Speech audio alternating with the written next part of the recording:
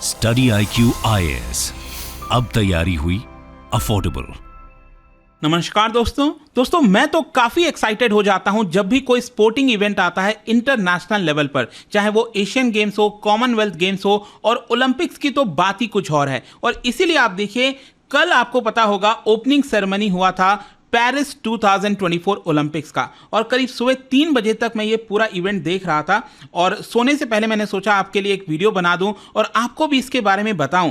आप में से कितने लोगों ने ये पूरा ओपनिंग सेरेमनी देखा, मुझे कमेंट्स में बताइएगा। लेकिन इस वीडियो के अंदर हम काफ़ी कुछ जानेंगे, यहाँ पर मेडल्स के बारे में जानेंगे, इसकी खास बात क्या है। लेकिन सबसे इंपॉर्टेंट यह है कि क्या भारत अभी तक के इतिहास का अपना सबसे बेस्ट परफॉर्मेंस देने जा रहा है। यह सवाल कई लोगों के मन में है, क्योंकि लास्ट जो टोक्यो ओलंपिक्स हुआ था 2021 में, उस समय अभी तक का भारत का सबसे बेस्ट परफॉर्मेंस था। तो उस समय क्या परफॉर्मेंस रहा, अभी इस बार कौन से इवेंट में ज्यादा चांसेस हैं, टॉप 10 इवेंट कौन से हैं, वो भी मैं आपको बताऊंगा। मतलब इस बार के ओलंपिक्स का भारत इन ओलंपिक्स 2024 पेरिस, इसके बारे में हम डिटेल से जानेंगे, आपको सारी जानकारी मिल जाएगी। चलिए आगे बढ़ते हैं। लेकिन उससे पहले मैं आपको बता दूं कि आज से हमारा जो नया बैच है जीएस फाउंडेशन का 2025 यूपीएससी के लिए, वो आप ज्वाइन कर सकते हो। स्पेशली प्रतिज्ञा बैच, आपको पता होगा कि इसको ज्वाइन करने पर आपका जो पूरा फीस है वो रिफंड कर दिया जाता है अगर आप सिर्फ प्रीलिम्स भी क्रैक कर लेते हैं। तो 2025 का प्रीलिम्स क्रैक करते ही ये पूरा फीस आपको वापस मिल जाएगा। तो आज से ये हमारा बैच स्टार्ट हो रहा है, शाम 6 बजे से लाइव क्लासेस है। ज्वाइन करिए by using the code Ankit live, और इसका जो लिंक है वो कमेंट सेक्शन में मिल जाएगा। और इसके अलावा अगर आप एमसीक्यूज अटेम्प्ट करना चाहते हैं तो मेरे इंस्टा पेज पर जाइए, वहां पर स्टोरीज में जितने भी एमसीक्यूज हैं उसको भी आप अटेम्प्ट कर पाएंगे। तो चलिए शुरुआत करते हैं और सबसे पहले ये देखते हैं कि एग्जैक्टली हो क्या रहा है। देखिए, भारत का अगर आप परफॉर्मेंस देखोगे टोक्यो ओलंपिक्स में,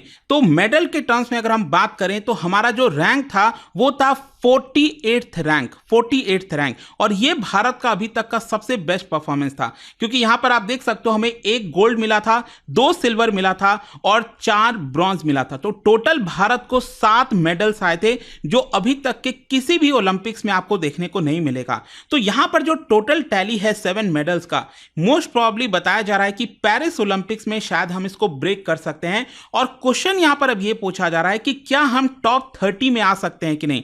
क्या 48th जो रैंक आई थी टोक्यो में, क्या उससे जंप करके हम टॉप 30 में आ जाएंगे। तो देखिए, यहां पर एक मैं प्रेडिक्शन देख रहा था, एक प्रोजेक्शन किया जाता है, एक यहां पर आप देख पाओगे नीलसन ग्रेस नोट स्पोर्ट्स, इनके द्वारा एक एनालिसिस दिखाया गया और उसमें बताया गया कि टॉप 30 में कौन कौन से देश हो सकते हैं। ऑल्दो मैं आपको बता दूं, इनके द्वारा जो प्रेडिक्शन किया गया उसमें भारत का नाम आपको टॉप 30 में देखने को नहीं मिलेगा। क्योंकि यहां पर टॉप नंबर पर आप देखेंगे, ये जो टॉप 10 आप देख रहे हैं, ये प्रेडिक्शन किया गया है वर्चुअल मेडल टेबल। तो यहां पर यूनाइटेड स्टेट्स, ये आप देख सकते हैं, इनको सबसे ज्यादा मेडल मिल सकते हैं और ये नंबर 1 पोजीशन पर होगा। और ध्यान रखिएगा, जब भी हम ओलंपिक्स की बात करते हैं तो यहां पर जो पोजीशन डिसाइड की जाती है वो डिपेंड करता है सबसे पहले गोल्ड आपको कितना मिला है। क्योंकि टोटल नंबर से ये डिसाइड नहीं होता है आपको मेडल कितना मिला। अगर आपके पास सबसे ज्यादा गोल्ड है और बाकी का सिल्वर और ब्रॉन्ज कुछ भी नहीं है, तो आप नंबर 1 पोजीशन पर रहोगे। तो यहां पर आप देख सकते हैं कि जो प्रेडिक्शन किया गया उसमें यूएस, फिर चाइना, फिर Britain, France, Australia, Japan, Italy, Germany, Netherland और फिर रिपब्लिक ऑफ कोरिया देखने को मिलेगा। और ज्यादातर केसेस में आप देखेंगे इतने वर्षों से तो यूएस हमेशा टॉप में रहा है। लास्ट टाइम 1992 में एक ऐसा समय था जब यूएस सेकेंड नंबर पर था, और यूएस को पीछे करने वाला कौन सा देश था, एक्चुअली यूएसएसआर उस समय आपको पता होगा डिसॉल्व हुआ था, लेकिन उन्होंने एक कंबाइंड जो टीम है सोवियत यूनियन की, वो यहां पर बनाई थी और वो टॉप स्पॉट पर रहे थे। अगर हम गोल्ड मेडल के टर्म्स में बात करें तो कौन से देश ने यूएस को पीछे छोड़ा था, तो 2008 में जो बीजिंग ओलंपिक्स हुआ था उस समय फर्स्ट नंबर पर चाइना था। तो चाइना के पास सबसे ज्यादा गोल्ड था उस समय, और एक होम एडवांटेज भी हो जाता है, जाहिर सी बात है, वो चाइना को मिला था। फिर बाकी के जो 20 कंट्रीज हैं, टॉप 10 कंट्रीज तो मैंने आपको दिखा दिए। फिर बाकी के जो 11 से 20th और 21st से 30th, यहां पर आपको कहीं पर भी भारत का नाम देखने को नहीं मिल रहा है। लेकिन मैं आपको बता दूं, यहां पर मैं देख रहा था कि टाइम्स ऑफ इंडिया के द्वारा यहां पर एक प्रेडिक्शन किया गया, लोगों से पूछा गया कि आप क्या सोचते हो कि भारत को कितना मेडल आ सकता है। तो 1 से 4 मेडल आएगा ऐसा 14% लोगों ने कहा, 5 से 8 मेडल आएगा ऐसा 26% ने कहा,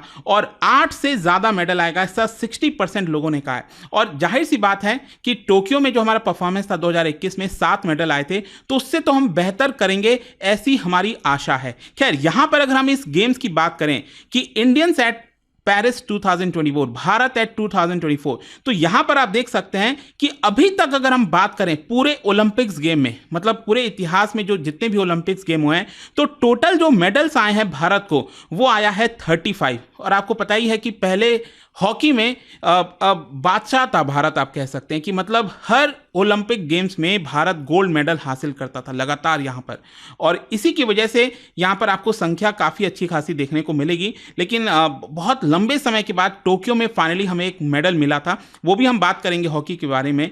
वो ब्रॉन्ज मिला था बहुत लंबे समय के बाद, 41 ईयर्स के बाद प्रॉब्ली। ठीक है, खैर जो भी है, यहाँ पर आप देख सकते हैं कि इस बार टोटल जो इंडियंस की संख्या है पेरिस ओलंपिक्स में, वो आप देख पाएंगे 117 है, जिसमें मेल एथलीट्स जो है 70 हैं और 47 वुमेन एथलीट्स आपको देखने को मिलेंगे। इनफैक्ट मैं आपको बता दूं, ये जो 117 एथलीट्स का नंबर आपको देखने को मिल रहा है, आप में से कई लोग सोच रहे होंगे कि ये अभी तक सबसे ज्यादा एथलीट्स भारत की तरफ से गए हैं पूरे इतिहास में। ऐसा नहीं है। इनफैक्ट टोक्यो में अगर आप देखोगे तो भारत से करीब 121 एथलीट्स गए थे। देखो इसका कारण क्या है, ये नंबर डिप इसलिए हुआ है क्योंकि एक्चुअली इस बार जो महिला हॉकी टीम है वो फेल कर गई थी क्वालिफाई करने से, तो वो इस बार ओलंपिक्स में पार्टिसिपेट नहीं कर रही है। यहां पर सिर्फ जो मेल हॉकी टीम है वही यहां पर पार्टिसिपेट कर रहे हैं। तो अगर सोच के देखिए वुमेन भी पार्टिसिपेट करती तो यहां पर बहुत सारी हॉकी टीम में, क्योंकि बहुत बड़ी संख्या होती है, तो ऑब्वियस सी बात है हम टोक्यो को भी पीछे छोड़ देते, लेकिन इस बार ये हमारा सेकंड हाईएस्ट है। फिर इसके अलावा मैं आपको बता दूं, पूरे ओलंपिक्स गेम में अगर आप देखोगे जो टोटल डिसिप्लिन हैं, जैसे हम कहते हैं ना अलग अलग, रेसलिंग हो गया, वेट लिफ्टिंग हो गया, एथलेटिक्स हो गया, तो इस तरह के टोटल 32 डिसिप्लिन हैं, जिसमें भारत पार्टिसिपेट करेगा 16 डिसिप्लिन्स में, जिसमें आर्चरी, एथलेटिक्स, बैडमिंटन, ये सारे हैं। इसको भी मैं आपको डिटेल से बताऊंगा कि कौन से फील्ड में, कौन से डिसिप्लिन में भारत के कितने एथलीट्स जो हैं वो पार्टिसिपेट कर रहे हैं। इसके अलावा यहाँ पर आप देख सकते हैं कि सबसे ज़्यादा जो एथलीट्स हैं भारत के, 29 एथलीट्स, वो आपका एथलेटिक्स में पार्टिसिपेट करेंगे, जिसमें हम कहते हैं ना वो लॉन्ग जंप और ये जितनी भी चीज़ें आती हैं उसमें पार्टिसिपेट करेंगे। और सेकेंड नंबर पर है शूटिंग, क्योंकि 21 शूटर्स भारत से गए हैं पेरिस के अंदर। और इसमें मैं आपको बता दूं कि जो 117 मेंबर्स का कंटिजेंट है भारत का, उसमें से फर्स्ट टाइमर 72 हैं और बाकी के पहले पार्टिसिपेट कर चुके हैं।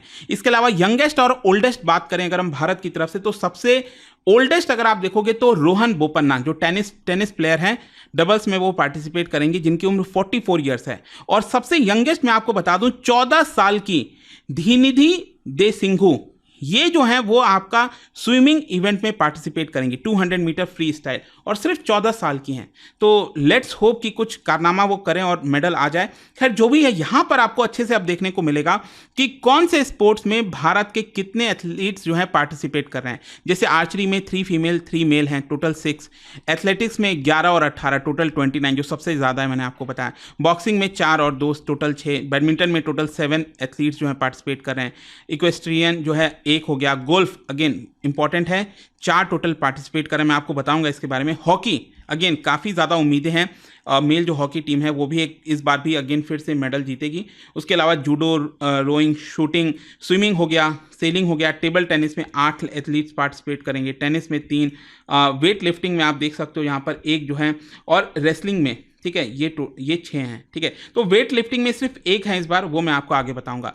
खैर अब हम देखते हैं कि टॉप 10 कंटेंडर्स कौन से हैं जिनसे उम्मीदें हैं। और जाहिर सी बात है, जब भी ओलंपिक्स की बात होगी भारत की तरफ से, जो पहला नाम इस समय सबके जुबान पर आएगा वो है नीरज चोपड़ा। क्योंकि लास्ट टाइम मुझे याद है कि टोक्यो ओलंपिक्स में देखिए हमें मेडल्स तो मिले थे, लगभग टोटल 6 मेडल्स हो गए थे हमारे पास, और आखिरी दिन आ गया था और हमारे पास कोई भी गोल्ड नहीं था। ऐसा लग रहा था कि क्या भारत बिना गोल्ड के वापस आएगा। और उस समय नीरज चोपड़ा का आखिरी दिन जो है इवेंट था आपका जेवलिन थ्रो का, और हम सबको पता है कि he is the best in the world right now, और उन्होंने गोल्ड जीता। एंड मोस्ट प्रॉब्ली यही माना जा रहा है कि इस बार भी वो गोल्ड जीतकर भारत लाएंगे। उनका जो कंपटीशन है हमारा जो पड़ोसी देश है पाकिस्तान, उनके साथ है, वो हम देखेंगे कैसा होता है। खैर यहाँ पर दूसरा जो एक मेडल बताया जा रहा है जिससे हमें उम्मीद है, निखत जरीन, देखो बॉक्सिंग में 50 kg विमेन जो कैटेगरी है उसमें पार्टिसिपेट करेंगी। और यहाँ पर मैं आपको बता दूं कि लास्ट ईयर जो एशियन गेम्स हुआ था चाइना हैंगजाऊ में, तो वहां पर उन्होंने ब्रॉन्ज मेडल जीता था और उसके बाद से बहुत बेहतर प्रिपरेशन उन्होंने किया, ऐसा बताया जा रहा है, तो उनसे एक मेडल की उम्मीद होगी। फिर दूसरा लवलीना बोर्गोहेन, देखिए लास्ट टाइम जो टोक्यो ओलंपिक्स हुआ था उसमें उन्होंने ब्रॉन्ज मेडल जीता था, तो इस बार भी उनसे उम्मीद है कि एक मेडल उनकी तरफ से आएगा। नेक्स्ट यहां पर हम बात करें बैडमिंटन मेंस डबल टीम की, और सात्विक साईराज, रैंकी रेड्डी और चिराग शेट्टी, ये दोनों मिलकर काफी बड़ा कारनामा कर सकते हैं। इनफैक्ट मैं आपको बता दूं पिछले साल उन्होंने हिस्टोरिक गोल्ड मेडल जीता था, सबको मतलब एक तरह से वो कर दिया, पीछे छोड़ दिया, और एशियन गेम्स में गोल्ड मेडल जीत कर आए थे। तो मोस्ट प्रॉब्ली ओलंपिक्स में डेफिनेटली आप मान सकते हैं कि उनकी तरफ से एक मेडल आएगा, चाहे वो जो भी कलर का हो। एंड नेक्स्ट हम सब जानते हैं पीवी सिंधु के बारे में। पीवी सिंधु ऑलरेडी 2 ओलंपिक्स में मेडल जीत चुकी हैं। एक तो उन्होंने जो 2016 का रियो डी जेनेरियो ब्राजील में हुआ था, वहां पर सिल्वर जीता, और लास्ट टोक्यो ओलंपिक्स में ब्रॉन्ज जीता था। तो उनके पास एक जो कलर नहीं है वो है गोल्ड। तो मोस्ट प्रॉब्ली अब लेट्स सी कि क्या वो तीसरा वाला जो गोल्ड मेडल है क्या वो ला पाती हैं कि नहीं। और मैं आपको बता दूं जो पूरी कंटिंजेंट टीम है भारत की 117 की जो टीम है, पूरी मेंबर्स हैं, उसमें इकलौती वो ऐसी हैं जो ऑलरेडी मेडल जीत चुकी हैं, और यहाँ पर मतलब 2 मेडल जीत चुके हैं, एक से ज़्यादा, ठीक है, इकलौती प्लेयर हैं। फिर इसके अलावा यहाँ पर रेसलिंग की बात करें तो जो अंतिम पंघल हैं वो यहाँ पर पार्टिसिपेट करेंगे 53 kg।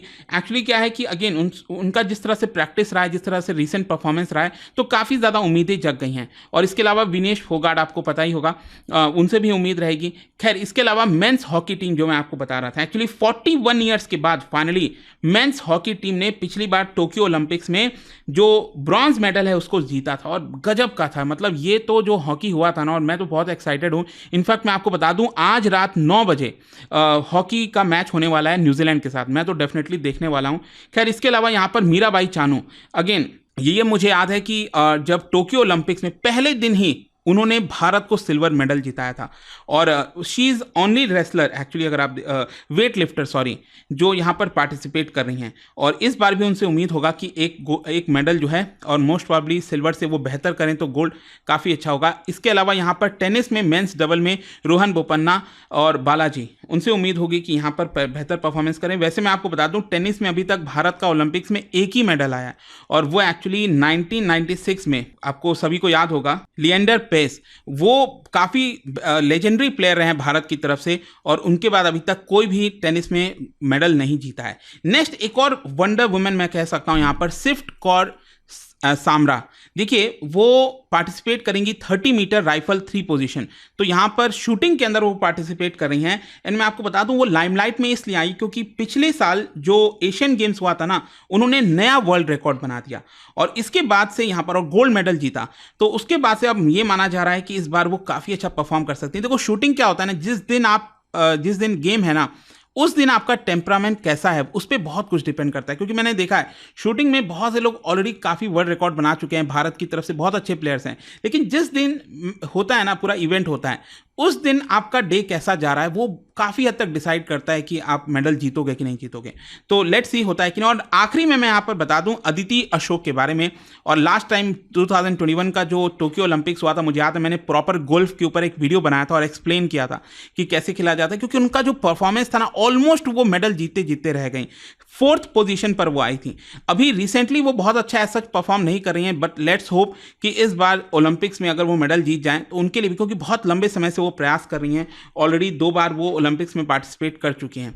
तो लेट्स सी क्या होता है। खैर यहाँ पर एक और चीज़ मैं बता दूं कि मेडल्स को लेकर काफ़ी एक्साइटमेंट होती है। तो पेरिस ओलंपिक्स में जो मेडल्स हैं उसके बारे में भी कुछ इन्फॉर्मेशन आप चाहो तो यहाँ पर देख सकते हैं, जैसे कि इसका डायमीटर 85 mm है, थिकनेस 9.2 mm है, गोल्ड का वेट कितना है 529 ग्राम, सिल्वर 525 ग्राम और ब्रॉन्ज 455 ग्राम। ऑब्वियसली बात है ये जो वेट है वो प्योर गोल्ड का नहीं है, ठीक है, तो जाहिर से बहुत कम मात्रा में होता है एक्चुअली। फिर इसमें एक खास बात यह है, मैं आपको बताता हूं। देखो एक तो क्या है ना कि यहाँ पर जो रिबन होगा, जो ब्लू कलर का रिबन होगा वो समर ओलंपिक्स वाला है, लेकिन जो रेड वाला है वो पैरालंपिक्स के लिए होगा। ध्यान रखिएगा ये जो ओलंपिक्स है, ये जो हम समर ओलंपिक्स की बात करें, ये 5 अगस्त तक चलेगा, और उसके बाद पैरा ओलंपिक्स भी जो है वो भी कंटिन्यू होगा, पैरालंपिक्स, ठीक है, तो वो भी ध्यान रखिएगा। तो उनके लिए जो मेडल होगा वो एक्चुअली रेड कलर का रिबन होगा। लेकिन इसमें खास बात यह है जो मैं आपको बताना चाह रहा था कि इस बार मेडल में अगर आप देखोगे ना, फ्रंट में तो यहाँ पर आपको आयरन जैसा कुछ अटैच देखने को मिलेगा और वो आयरन एक्चुअली आईफल टावर से लिया गया है। अगेन इसमें आपको और अच्छे से समझ में आ जाएगा। ये फ्रंट साइड है जो कि आप देख रहे हो, यहाँ पर जो पेरिस 2024 और ओलंपिक्स का सिंबल बना हुआ है और ये फ्लेम बना हुआ है। तो ये जो मेटल है एक्चुअली क्या था कि आईफल टावर का जो रिनोवेशन चल रहा था, तो उस समय जो आयरन एक्चुअली उसमें से लिए गए थे, उस आयरन का डायरेक्टली इस्तेमाल यहाँ पर किया गया और उसको मेडल पर लगाया गया है। तो बहुत ही अच्छी निशानी यहाँ पर हो जाएगी, जैसा कि आप देख सकते हैं यहाँ पर। तो ये इस्तेमाल किया गया है और इसके पीछे अगर आप देखोगे जो रिवर्स साइड है मेडल का, यहाँ पर अगेन देखो ज़्यादातर चीज़ें क्या है ना, जो आईफल टावर है उससे रिलेटेड आपको देखने को मिलेंगी। इनफैक्ट रिबन में भी यहाँ पर जो शेप्स बनाए गए हैं वो आईफल टावर से इंस्पायर्ड हैं और साथ ही साथ यहाँ पर आईफल टावर आपको पीछे साइड भी देखने को मिलेगा। इनके जो गॉडेस हैं एथेना नाइकी, तो वो भी आपको देखने को मिल रहे हैं। फिर इसके अलावा यहाँ पर अगेन पैरालंपिक्स का जो मेडल है उसका जो पीछे वाला साइड है वो कुछ इस तरह का होने वाला है, ठीक है। फ्रंट साइड तो पैरालंपिक्स का भी वही होगा, सेम इस तरह का, लेकिन बैक वाला साइड इस तरह का होगा। और ये बेसिकली जो आईफल टावर है अगेन उसको बॉटम से मतलब नीचे से कैसा दिखता है ऊपर की तरफ, उस तरह से यहाँ पर बनाया गया है। खैर यहाँ पर जाने से पहले मैं आपको ये भी बता दूं कि कल मैंने एक वीडियो बनाया था कि क्या पेरिस ओलंपिक्स डेंजर में है, क्योंकि वहां पर आतंकी हमला, बहुत सारे अटैक्स होने के चांसेस हैं। और इनफैक्ट आप देख सकते हो मेरे वीडियो आने के बाद ही यहाँ पर दोपहर को मैं देख रहा था, एक खबर भी आई कि वहाँ का जो पूरा ट्रेन सिस्टम है, रेलवे सिस्टम है फ्रांस के अंदर, उसके ऊपर साइबर अटैक किया गया। इनफैक्ट 2 ट्रेनें ऐसी थी जिसमें एथलीट्स जा रहे थे, उनको यहाँ पर रोकना पड़ गया था रास्ते में। और कहीं ना कहीं सुरक्षा को देखते हुए दुनिया भर से बहुत सारी सिक्योरिटी टीम भी वहाँ पर गई है।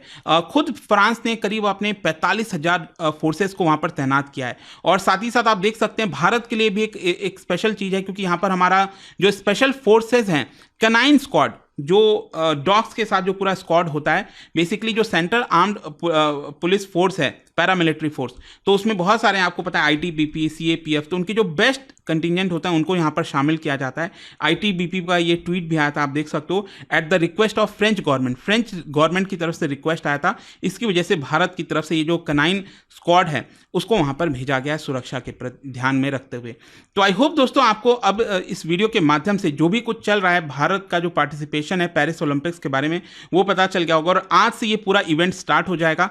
I am very excited. आप क्या सोचते हैं इसको लेकर, मुझे कमेंट्स में जरूर बताइएगा। और जाने से पहले एक इंटरेस्टिंग क्वेश्चन, क्या बता सकते हो कि इस बार who has been selected as torch bearer for 2024 Paris Olympics? इसका राइट आंसर आप सबको पता है, मेरे इंस्टाग्राम पर तो मिलेगा ही। वहां पर अगर आप नहीं हो कोई बात नहीं, टेलीग्राम से ले सकते हैं इसका सही उत्तर। मैं कई सारे जो एमसीक्यूज हैं वो यहाँ पर स्टोरीज में डालता रहता हूँ। अगर आपको पीडीएफ चाहिए तो टेलीग्राम पर आइए, अलग अलग सोशल मीडिया पर आप जुड़ पाओगे। और जैसा मैंने आपको बताया, अगर आप यूपीएससी की तैयारी कर रहे हैं तो आज से हमारा जो प्रतिज्ञा बैच है स्टार्ट हो रहा है। Use this code Ankit live to get maximum discount. And I hope की वीडियो आपको पसंद आया होगा। मिलता हूं आपसे next time. Till then thank you very much, see you soon. Study IQ IAS, अब तैयारी हुई अफोर्डेबल।